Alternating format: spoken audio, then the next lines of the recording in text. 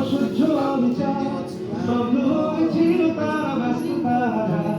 তাই যে নাই খেয়াল পেছনে দেয়াল যে যেমন সে ছিঁড়ে নাম দিয়ে কপাল কেউ মরণকাল কেউ ভয়ে কাতর কেউ বাণীর উপায় না সহায় হয়ে পাথর আর কবে